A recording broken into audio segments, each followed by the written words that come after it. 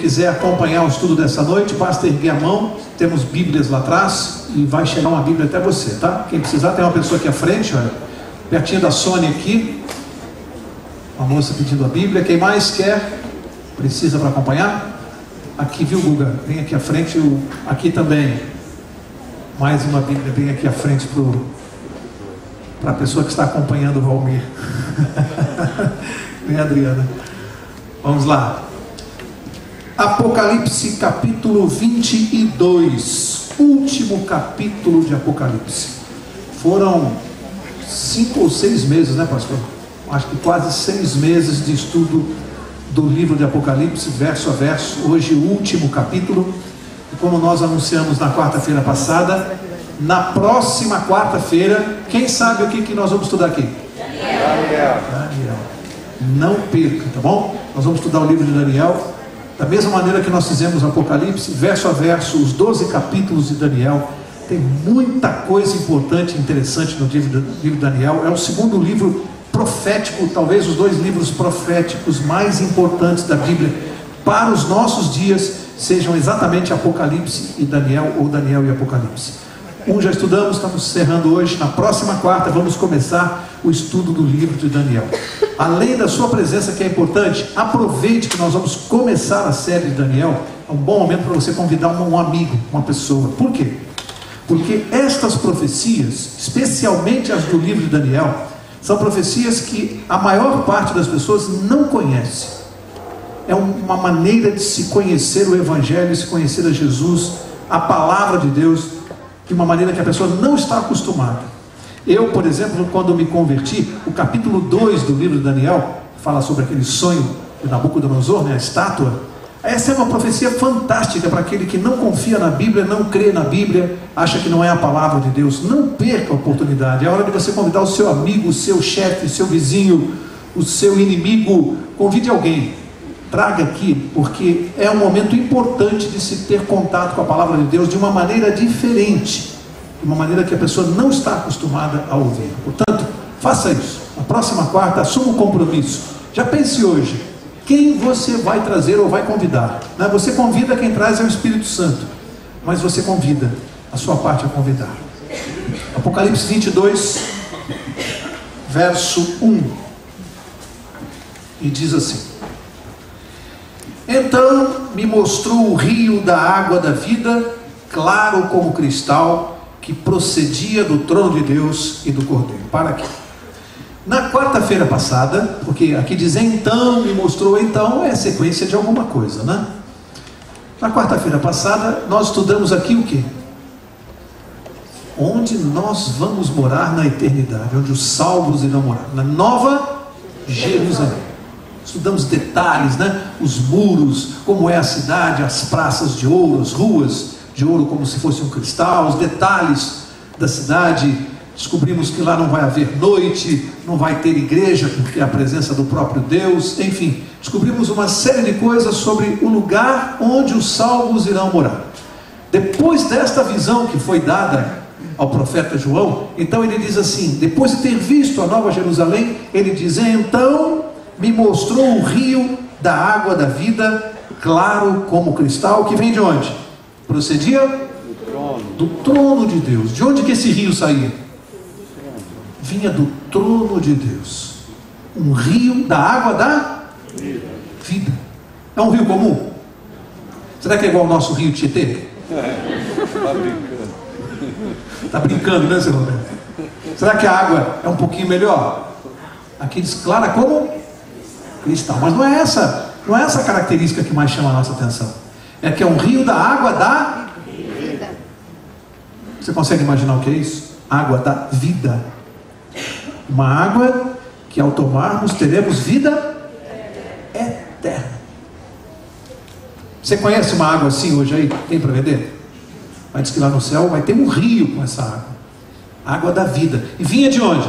Só podia vir de um único lugar. A água da vida. Só podia vir do trono de Deus. Não pode vir de outro lugar.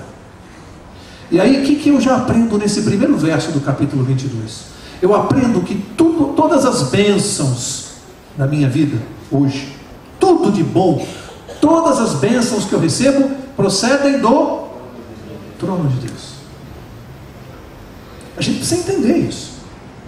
Que quando está tudo bem, a gente tem saúde, tem emprego, tem alimento, tem vestuário, a gente tem que lembrar que isso, muito antes de vir da minha competência, do estudo que nós temos que desenvolver a nossa inteligência, o nosso estudo. É importante dizer isso, porque tem cristão que não estuda, não faz nada, fica sentado dizendo que vem a bênção de Deus. Não é assim que funciona. Deus faz a parte dele e eu faço a minha. Eu tenho que fazer a minha. A Bíblia diz: 6 dias trabalharás. Tem cristão que não entendeu isso. Quer que as coisas aconteçam de graça, à toa, sem nenhum esforço. Nós temos que fazer a nossa parte. Então você tem que estudar, se desenvolver, aprender, crescer profissionalmente, trabalhar muito, se dedicar, para que você possa receber as bênçãos de quem? Primeiro de Deus. E elas vêm, mas eu tenho que fazer a minha parte. Ok? Verso 2. No meio da sua praça, em ambas as margens, estava o quê? Agora o que está? A árvore da vida, que produz 12 frutos, dando o seu fruto de mês em mês. E as folhas da árvore são para a cura das nações. Algumas coisas importantes e interessantes aqui a respeito. Primeiro, esta árvore da vida aqui. Que árvore é essa? A mesma que estava onde? Jardim do Éden. É a mesma árvore. Aquela árvore da vida, que depois que o casal pecou, o que Deus colocou na frente da árvore? Anjos, querubins, para impedir o quê? Que o casal no estado pecaminoso pudesse comer do fruto e viver eternamente. Essa mesma árvore está aqui, ó, a árvore da vida. Portanto, eu volto a ter acesso a algo que eu havia perdido. Aquilo que o pecado tomou de nós, Deus está devolvendo. Agora, a árvore da vida. Qual é a localização dela? Onde ela está? No meio da praça. No meio da praça da Nova Jerusalém, a praça principal da capital da Nova Terra, está a árvore da vida. E interessante que diz aqui, que além dos frutos que ela produz de mês a mês, para que servem esses frutos? Para garantir o quê? A nossa vida eterna. Nós vamos ter vida eterna porque vamos comer da árvore da vida. Esse fruto é o alimento para a eternidade, que Deus vai nos garantir. Diz que vai produzir 12 frutos de mês a mês. Ok? E diz aqui no final do verso 2, que as folhas da árvore são para o quê? O que diz aí a sua Bíblia? O que diz? Cura das nações. E como é que eu entendo esse verso? Que alguém pode perguntar assim: peraí, se a árvore é para a cura das nações, então vai ter doença lá na Nova Jerusalém? Vai ter doença? Não. Apocalipse 21:4 diz que Deus vai limpar dos nossos olhos e enxugar o quê? Toda lágrima, dor, enfermidade, morte, tudo. Portanto, claramente não vai haver doença. Então como é que você entende esse verso? Que as folhas da árvore da vida são para a cura das nações. Como é que você entende isso? É que há nelas, nesta árvore, provavelmente enzimas, alguma coisa, que isso é preventivo, para que não haja envelhecimento e para que ninguém fique doente. Entendeu? Isso é preventivo. Isso que vai manter a nossa saúde para a eternidade. Não que alguém vá ficar doente e precise ser curado. É importante entender isso, né? Para não distorcer o contexto e aquilo que Deus tem reservado para nós. Não vai haver doença, nenhum mal mais vai existir na Nova Jerusalém, na eternidade ou no céu. Ok? Isso precisa ficar claro para nós. Verso 3. Ali nunca mais haverá o quê? Maldição. Nela estará o trono de Deus e do Cordeiro, e os seus servos o servirão. Engraçado essa questão aqui. Engraçado não, é interessante essa questão da maldição. Será que vocês conseguem se lembrar, após o pecado, depois que o casal pecou, Deus colocou 2 maldições. Alguma foi dirigida ao homem ou à mulher? Alguma maldição foi dirigida para o casal? Foi? Alguma maldição para o casal? Deus colocou alguma maldição para o homem? Não. Se você se lembrar, qual foi a primeira maldição? Foi para a serpente. O que ia acontecer com ela? Ia rastejar e comer o pó da terra. Uma maldição. Lê lá, Gênesis capítulo 3. Uma maldição lançada sobre a serpente logo após o pecado. Deus chamou primeiro o homem, teve uma conversa com ele jogou a culpa em quem? Na mulher. Aí foi conversar com a mulher, ela jogou a culpa em quem? Na serpente. Na verdade, os dois estavam jogando a culpa em quem? Deus.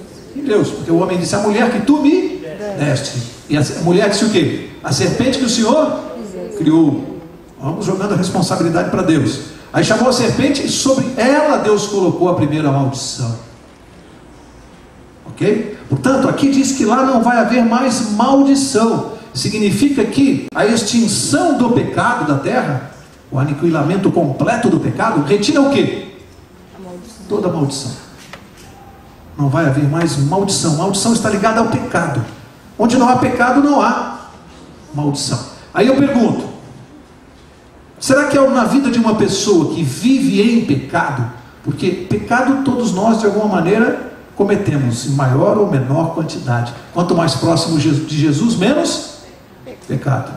Quanto mais distante de Jesus, mais pecado. Mas pecado todos nós cometemos. A questão é a distância de Jesus, é que vai definir quanto você peca. Uma pessoa que tem uma vida muito desregrada, cheia de problemas sérios de pecado, essa pessoa simplesmente está demonstrando que ela está muito distante de Deus. É só isso. Precisa se aproximar mais e o pecado vai desaparecendo. E aqui, o pecado, será que a pessoa que tem uma vida de pecado tem em sua vida maldições? Sim ou não? De acordo com o que nós estamos aprendendo, o que você acha? O pecado traz maldição? A gente precisa entender isso. Tem muita coisa errada que acontece, ou de mal para nós. A pessoa fala assim: Deus, por que logo comigo? Só que o pecado traz junto com ele a maldição, problemas, muitas vezes graves, sérios, decorrentes do pecado, nenhuma relação com Deus. Vou dar um exemplo aqui bem prático. As drogas trazem alguma maldição? O que Deus tem a ver com isso? A pessoa que usa droga vai ter um problema sério na sua vida, né? As maldições da droga. O alcoólatra tem na sua vida alguma maldição? O alcoolismo traz maldições? Então a gente precisa analisar isso. Às vezes eu sou responsável por tudo de ruim que está acontecendo na minha vida. Eu preciso parar e pensar: o que eu ando fazendo? E às vezes isso atinge as pessoas queridas que estão ao meu redor, filhos, esposa, né? Às vezes atinge o inocente, porque o pecado atingiu algum inocente que você conhece? Atingiu algum inocente o pecado? Atingiu só o Filho de Deus, mais nada. O pecado atinge inocentes, e a gente precisa entender isso. O pecado, aliás, eu só consigo ver o mal quando ele atinge os bons. Porque quando o mal atinge os maus, ele é justiça. O mal só é mal quando atinge os bons. Porque quando atinge os maus é justiça. E é isso que Deus quer que a gente entenda. O mal atingiu Jesus Cristo, aí ele é verdadeiramente mal. Aí ele mostra a sua cara. Quando ele atinge um inocente, e Deus permite que isso aconteça, senão nós nunca veríamos o mal, sempre acharíamos que é justiça. Verso 4: e verão a sua face, e na sua testa estará o seu nome. E verão a sua face, a face de Deus. Olha, eu considero talvez essa informação aqui, talvez a coisa mais importante que vai haver no céu. Mais importante do que tudo que nós estudamos a respeito do céu em si, a descrição da Nova Jerusalém, as suas características, as bênçãos, por mais maravilhoso que tudo isso seja, nada é mais importante do que ver o rosto de Deus. Você consegue imaginar no céu alguma coisa melhor do que ver Deus face a face? Conversar com Jesus pessoalmente. Isso a gente já pode fazer hoje, né? Mas não podemos ver o rosto dele, podemos imaginar. E quando você puder conversar com Jesus vendo o rosto dele, na minha opinião, isso é a coisa mais importante do céu. é ver a Deus, coisa que o pecado nos tirou, né? Verso 5: ali não haverá mais noite, não necessitarão de luz de lâmpada, nem da luz do sol, pois o Senhor Deus os iluminará, e reinarão para todo sempre. Verso 6: disse-me o anjo: essas palavras são fiéis e verdadeiras. O Senhor, o Deus dos espíritos dos profetas, enviou o seu anjo para mostrar aos seus servos as coisas que em breve hão de acontecer. O que o anjo fez aqui no verso 6, hein? Diz assim: disse o anjo, 2 pontos. Ele disse: essas palavras são fiéis e verdadeiras. O que o anjo fez na presença de João, do profeta? Ele bateu um carimbo de autenticidade no livro do Apocalipse. Você já levou algum documento no cartório para autenticar? Alguma vez você já fez isso? Pegou uma xerocópia, só aceitam quando é autenticada. Aí você tem que ir lá no cartório, eles batem um carimbo e diz que aquilo confere com o original, é autêntico, é verdadeiro. Sabe o que o anjo fez? Bateu um carimbo no livro do Apocalipse e disse assim: ó, tudo isso que está neste livro é verdadeiro, vai acontecer. A autenticidade do céu, porque essas palavras são fiéis e verdadeiras. Autenticou. Tem valor para você o selo de um anjo autenticando a palavra de Deus? Não é qualquer anjo, hein? Esse que está conversando com João aqui. É um anjo muito poderoso. E bateu o carimbo de autenticidade. Significa dizer, não há uma vírgula no livro de Apocalipse que não seja de origem divina e que não se cumpra. Nada. Um livro totalmente autenticado pelo céu. Verso 7. Agora Jesus Cristo falando, ele diz: eis que cedo venho, bem-aventurado aquele que guarda as palavras da profecia. De que livro? Deste livro. Amigos, Jesus Cristo dizendo assim para nós: eis que eu cedo venho, bem-aventurado ou felizes aqueles que guardam as palavras deste livro do Apocalipse. Significa que aquela pessoa que não está vindo aqui, que não sabe, que não conhece, que você não convidou, que eu não convidei, aquele que não conhece as palavras desse livro do Apocalipse, está perdendo alguma bênção? Segundo Jesus, está perdendo, porque ele disse: bem-aventurado, feliz daquele que guarda as palavras desta profecia. Ou seja, você que está aqui, que tem vindo toda quarta-feira, especialmente aquele que não faltou nenhuma, você acha que recebeu alguma bênção nesse semestre? Amigo, só pode ter recebido porque a promessa é de Cristo Jesus. Ele disse: bem-aventurado aquele que guarda as palavras desse livro. Então você pode ter certeza, você recebeu mais do que uma bênção, porque a promessa é de Cristo. Você recebeu, com certeza. Pode procurar na sua vida que você vai se lembrar, e você vai achar várias. Quer ver uma? O fato de você estar aqui hoje, vivo e com saúde. Quer bênção maior? Cadê a Guga? A Guga não está aqui? Se fosse a Guga lá na classe, né? Valmira dizia assim: amém, gente? Legal quando a Guga faz isso. Amém, gente? É isso aí. É isso aí mesmo. Verso 8. Agora João falando: eu, João, sou quem ouviu e viu estas coisas, e havendo-as ouvido e visto, prostrei-me aos pés do anjo que me mostrava essas coisas para adorá-lo. Primeira coisa interessante aqui, 2 aspectos nesse verso. Primeiro, João aqui ele está funcionando como o quê? Os advogados talvez tenham mais facilidade de entender isso aqui. Eu sou aquele que ouviu e viu. Ele é uma testemunha ocular, que é muito importante. Num julgamento, quando o juiz ouve as testemunhas, ele toma com um grau de importância aquela testemunha que diz assim: eu ouvi falar, eu soube, alguém me disse. Tem uma importância para o juiz. Agora, aquela testemunha que diz assim: eu estava presente e vi, esta é chamada testemunha ocular. Ela tem um peso muito importante. A testemunha que viu. O senhor estava presente? Estava. O senhor pode descrever o que o senhor viu? Posso. Eu vi isso. Essa testemunha tem um valor importantíssimo. Pesa tanto que o testemunho dela pode ser mencionado na sentença. Há juízes que dizem, de acordo com o depoimento da testemunha tal, decido da seguinte maneira. Aqui vem João e diz assim, eu ouvi e vi. O anjo bateu o primeiro carimbo de autenticidade. O que João fez? Confirmou. Falou, pode acreditar, porque eu ouvi e vi. Pode acreditar. Pode levar a sério o que está escrito aqui, porque é verdade, ele está dizendo. Então a gente quando lê, não pode ler naquela, mas será que vai ser assim mesmo? Muros de 95 metros de altura, cidade de 600 metros de cada lado. Amigo, pode acreditar. Ele viu. Testemunha ocular. É para acreditar. Antes do verso, eu quero dizer o seguinte, fim do verso 8. Depois disso ele fala assim, prostrei-me aos pés do anjo que me mostrava essas coisas para fazer o quê? Adorar. Por que o João fez isso, hein?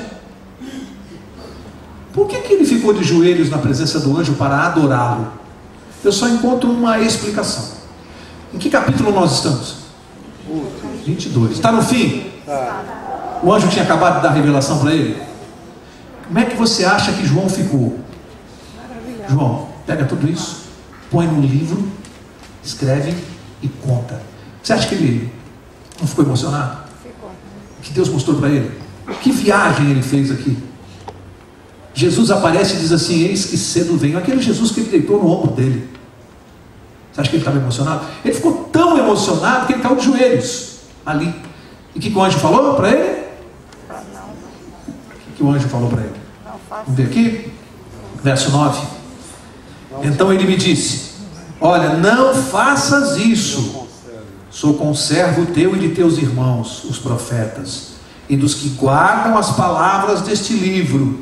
Adora a Deus. Que coisa interessante. Um anjo poderoso, olha para João e diz assim, não faz isso não, levanta daí. Por favor, não faça isso. Eu não sou digno de adoração. Eu sou seu irmão e dos profetas, e de todos que guardam as palavras deste livro. O anjo está dizendo que ele é igual a nós que guardamos. Ele disse, não faz isso não, fica de pé. Adora só a Deus. Enquanto o anjo recusa a adoração, nós temos aqui na terra homens exigindo a adoração,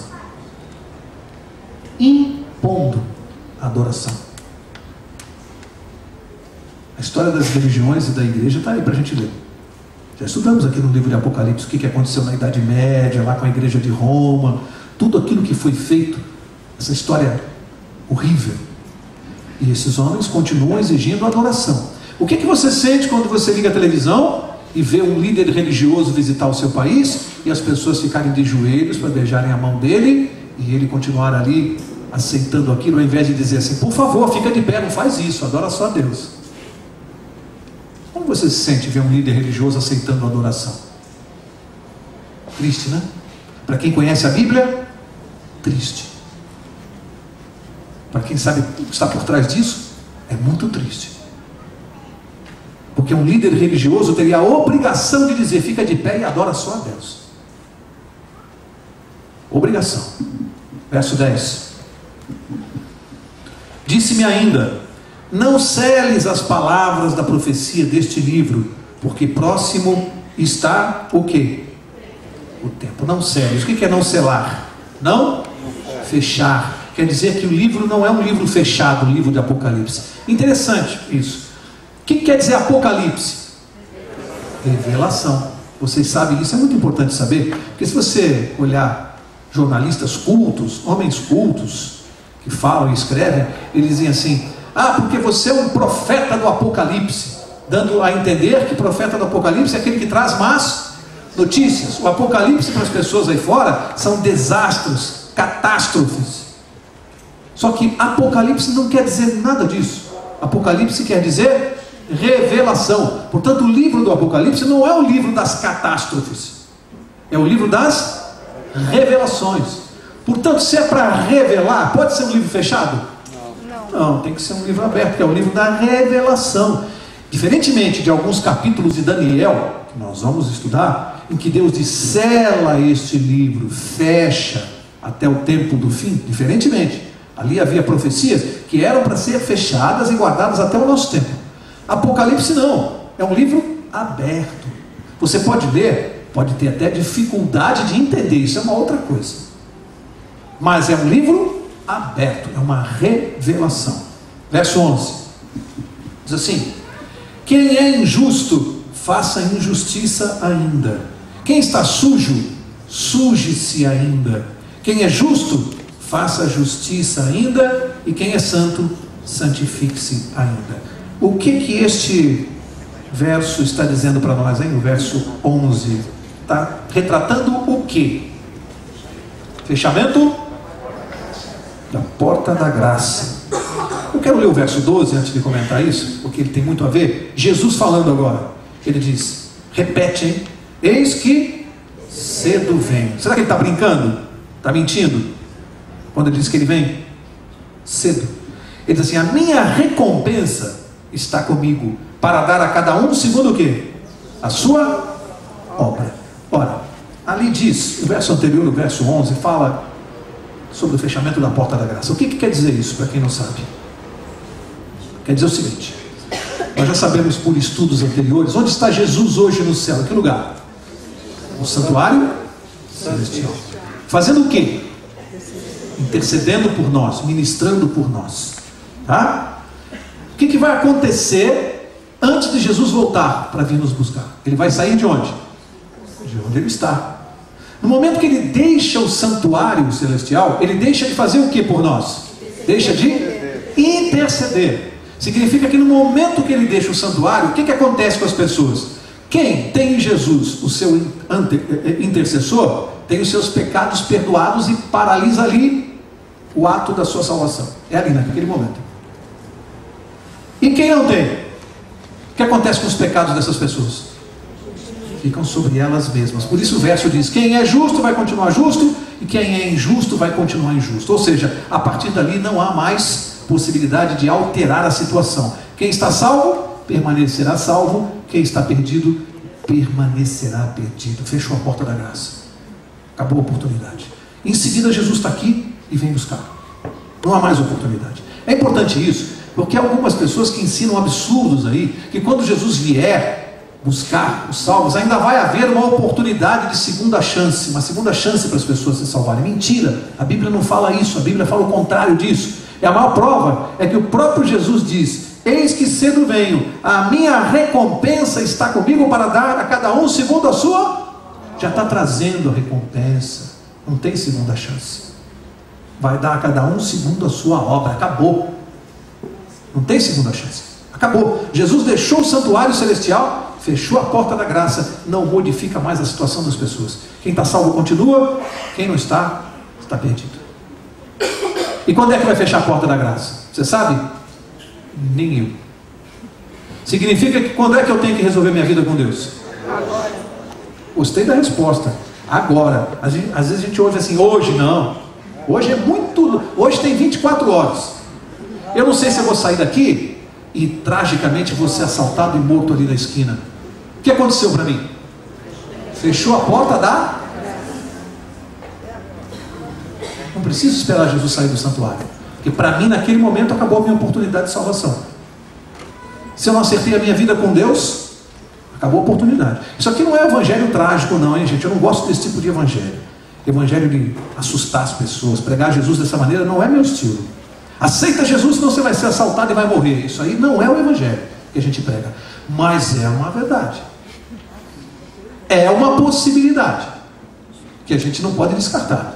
Portanto, a hora de acertar as coisas com Deus é agora. A gente não pode deixar isso para depois. Verso 13. Eu sou o alfa e o ômega, o primeiro e o último, o princípio e o fim.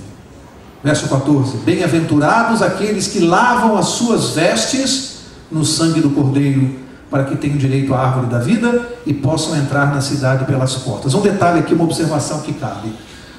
Tem alguém aqui que tem a seguinte tradução: bem-aventurados aqueles que guardam os seus mandamentos. Tem alguém que tem essa tradução aqui? Só a senhora? Pensei que tinha mais gente. Os outros todos têm a tradução que eu li: lavam as vestes, ok. Por que eu estou fazendo essa observação? Porque, curiosamente, em algumas Bíblias você vai ter bem-aventurados os que lavam as vestes no sangue do cordeiro. Em outras, que é o caso daquela senhora, bem-aventurados os que guardam os seus mandamentos. Por que existe essa outra tradução? Uma coisa interessante que eu aprendi, não sabia, fui estudar e aprendi. É que porque esse texto foi escrito no grego. E curiosamente, esta frase no grego, bem-aventurados os que lavam as vestes e os que guardam os mandamentos, são frases muito parecidas na língua grega. Aliás, eu não sei reproduzir as palavras, porque eu não falo grego, mas são palavras tão próximas que você confunde.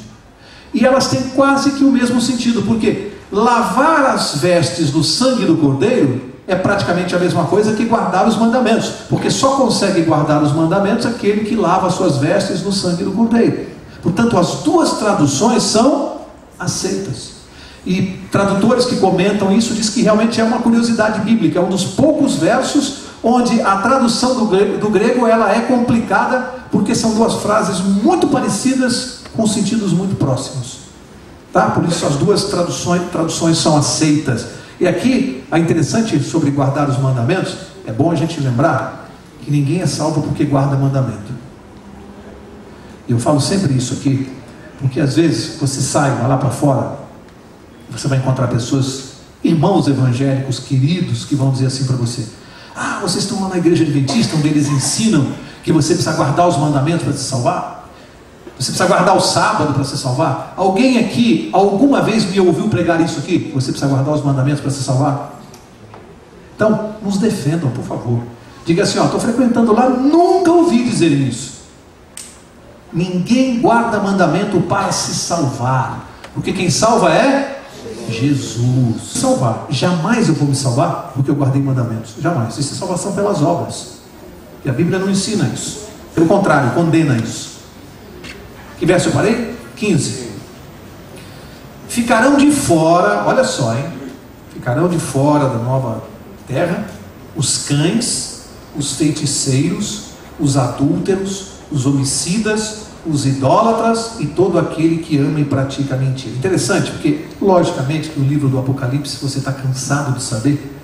No capítulo 22 nós estamos, né? Já ouviu isso trocentas vezes. É todo escrito em símbolos, mas tem gente, eu já vi gente pegar esse verso aqui e falar assim: ah, meu cãozinho não vai para o céu, porque está escrito lá no Apocalipse que ficarão de fora os cães. Amigo, cães aqui tem outro sentido, não é nesse sentido.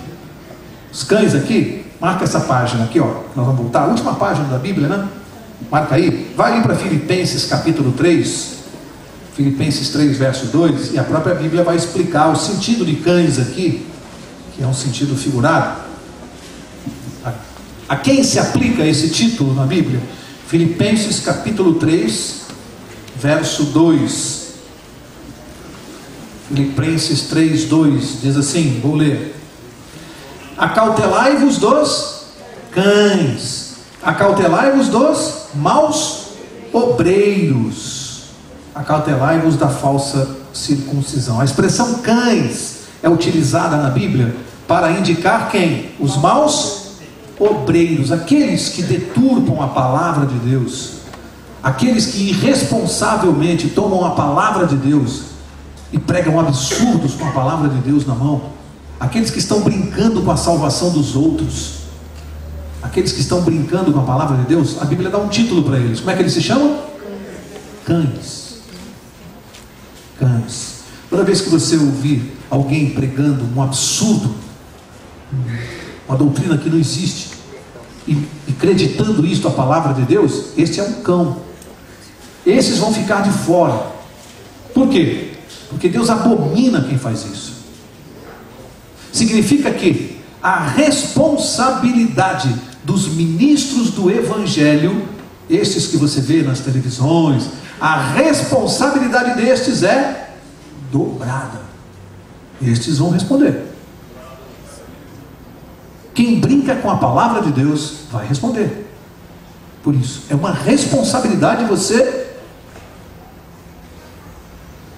ensinar a palavra de Deus, porque você tem que ensinar a verdade, você tem que ensinar o que está escrito aqui, e não aquilo que eu acho, que eu penso, que eu gostaria que fosse. Eu tenho um amigo, não vou citar o nome dele, uma outra denominação, e todas as vezes que nós conversamos, eu sou obrigado a brincar com ele, porque eu digo para ele que a Bíblia dele deve ser desse tamanho, fininha assim. Porque tudo aquilo que ele não concorda, eu digo assim, é como se você arrancasse a página, e só a Bíblia ficou desse tamanho. Porque o que você concorda, você lê todo dia para os outros. Aquilo que você não concorda, você ignora na Bíblia, você vai tirando. A sua Bíblia vai ficar desse tamanho aqui. Porque ele só deixa aquilo que ele concorda. O que ele não concorda, ele elimina. Que tipo de evangelho é esse? Que você vai tirando aquilo que você não concorda. Isso é brincar com Deus. Aliás, mais adiante aqui, vai vir um verso muito sério falando disso, hein? Vamos seguir? A gente já está começando a concluir. Verso 16. Eu, Jesus, enviei o meu anjo para vos testificar estas coisas às igrejas. Eu sou a raiz e a geração de Davi, a resplandecente estrela da manhã. Aliás, esse é um dos títulos lindos pelo qual Jesus é conhecido. Qual é o título? A estrela da manhã. O que a estrela da manhã faz? Alguém sabe? A estrela da manhã, ela ajuda, é um dos principais instrumentos para quem? Para os navegadores, sabia disso?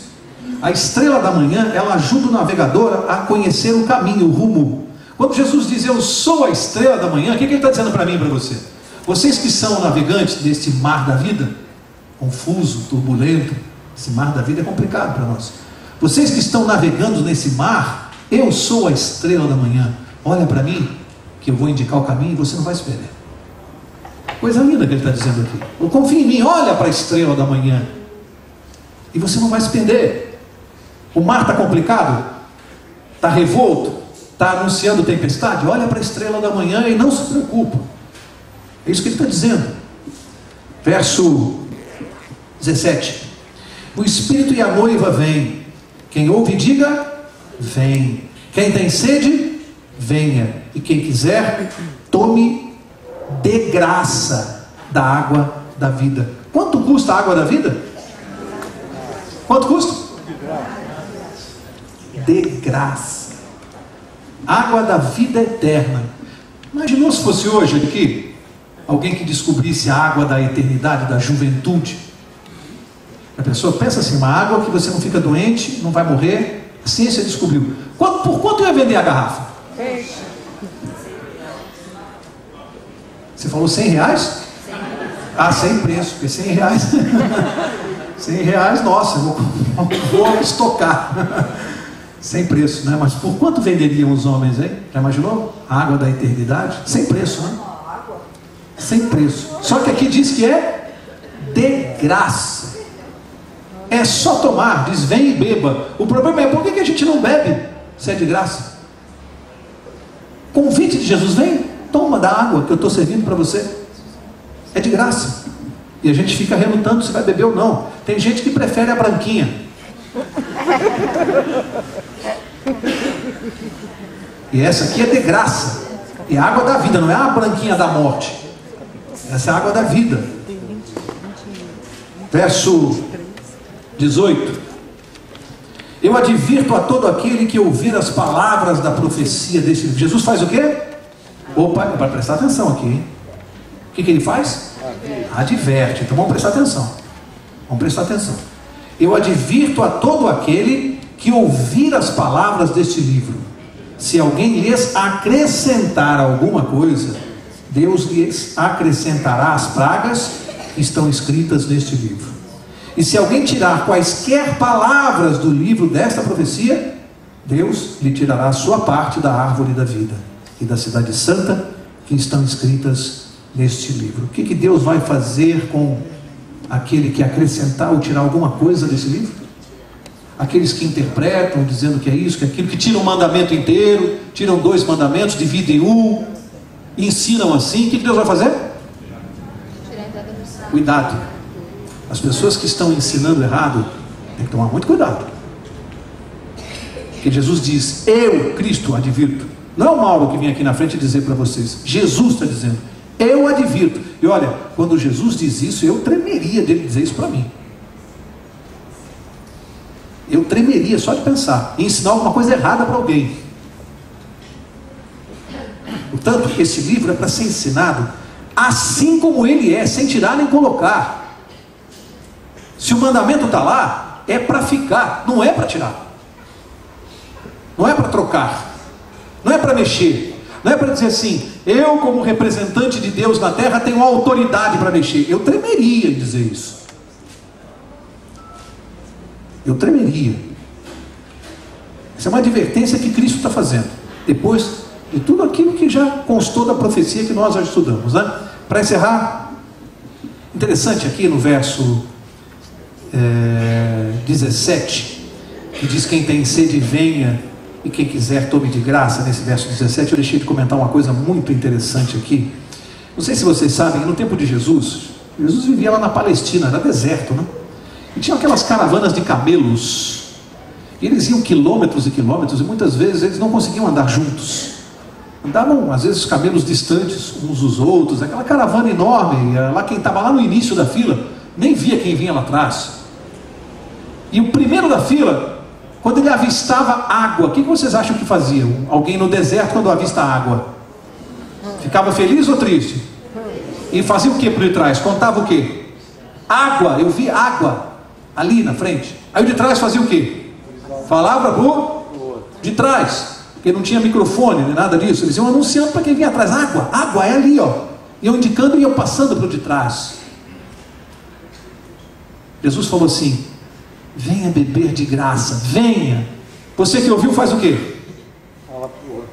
Conta para o de trás. O de trás faz o quê?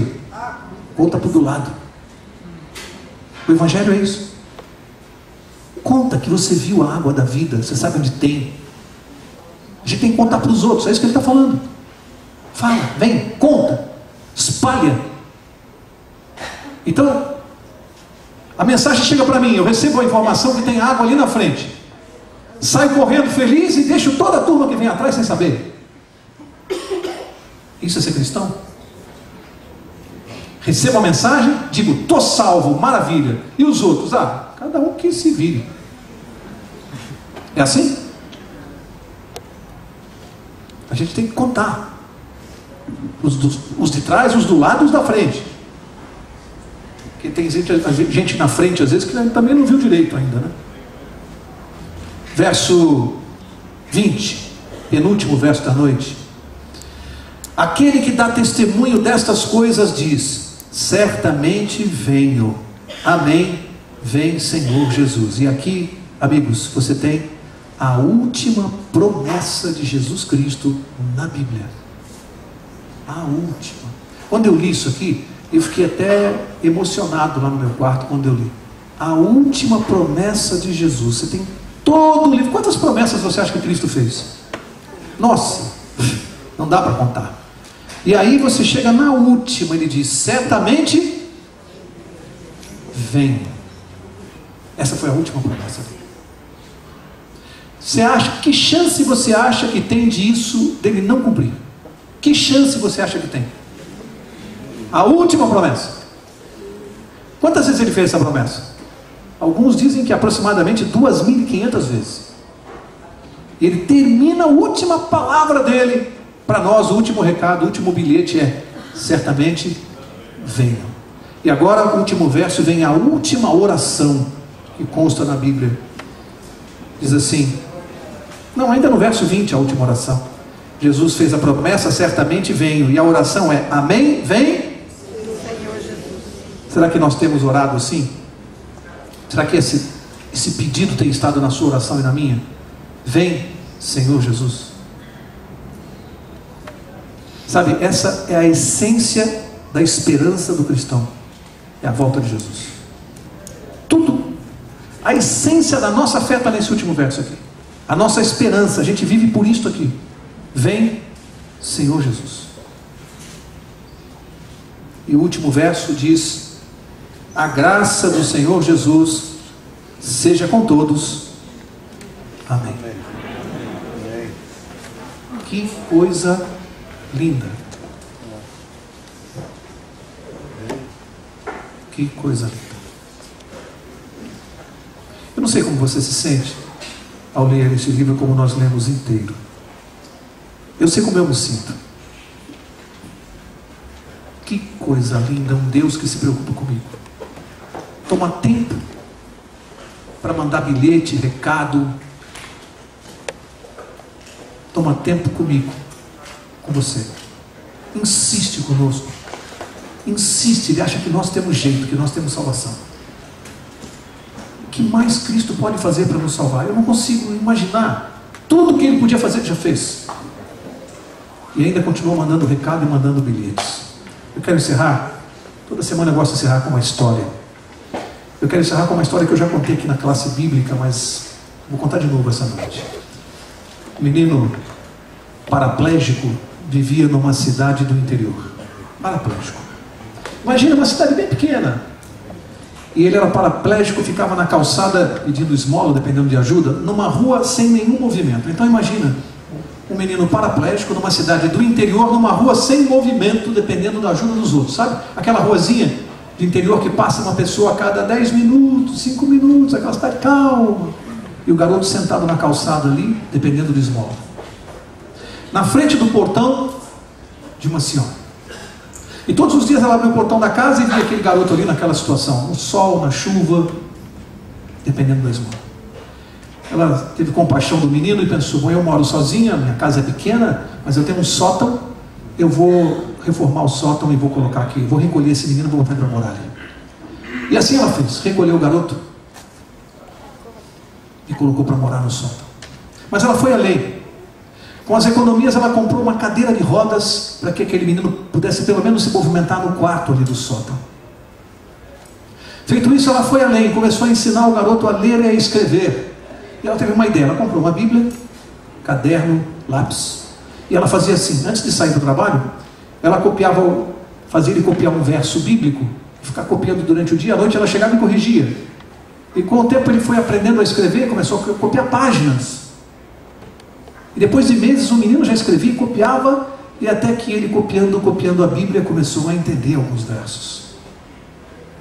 E começou a descobrir uma coisa que mudou a vida dele, que um dia Jesus vai voltar e que ele não seria mais paraplégico.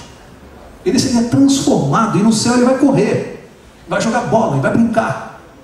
Imagine essa mensagem na cabeça desse menino. Ele vivia por essa esperança. Era tudo que ele tinha para se apegar. E ele não conseguia guardar para ele. Ele queria contar para os outros, e tanta alegria. Ele precisava falar para os outros que existe um Deus assim.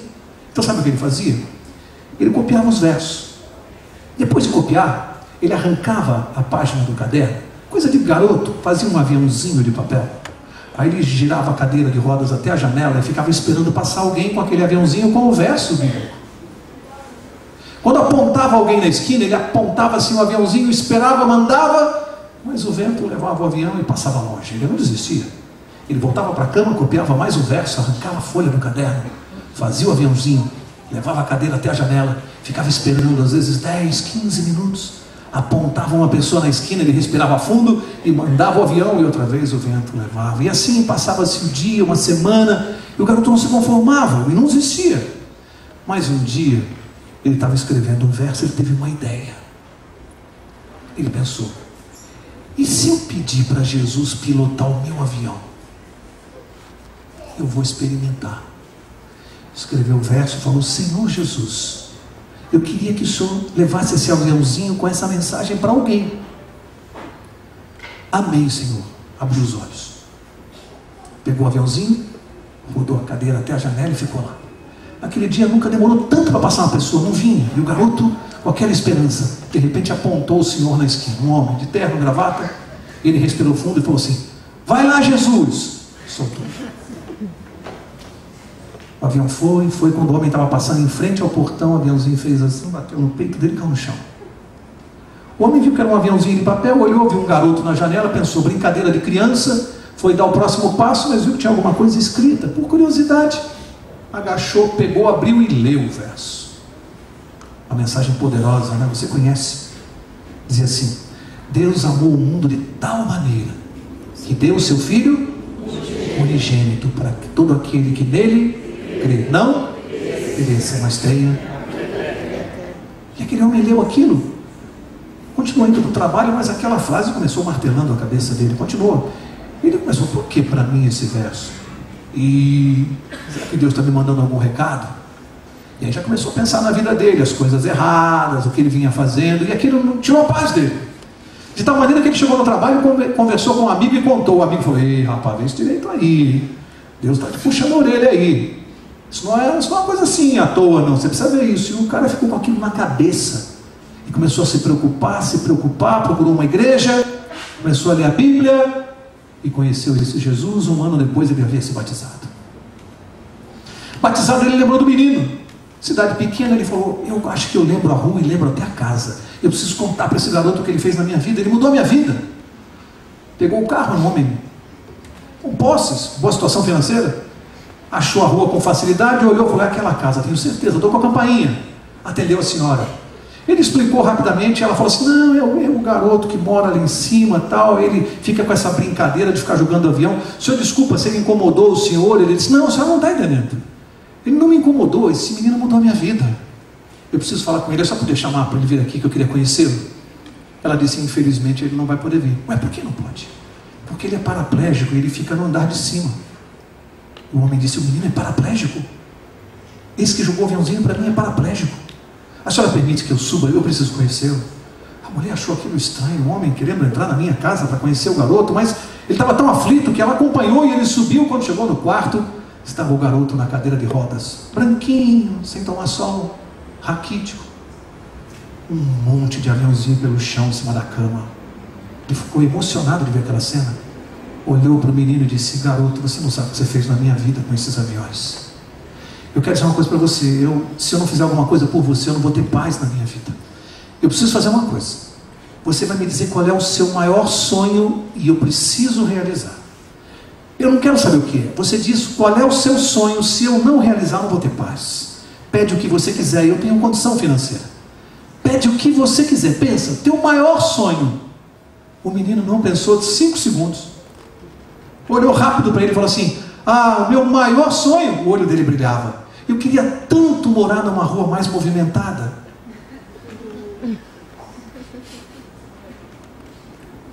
Qual foi a última vez que você jogou um aviãozinho? Nós temos pernas, muitos de nós temos carro, saúde. Aquele menino só pensava em jogar aviãozinho para as pessoas. Ele queria mais gente para receber. Foi o maior sonho dele. Ele não pensou nele, nas pernas, ele pensou nos outros. Ele queria que os outros descobrissem o que ele descobriu. Talvez alguém que esteja me ouvindo diga assim: peraí, Mauro, mas eu não sei pregar. Eu acho que você não entendeu bem a história. Vamos lembrar?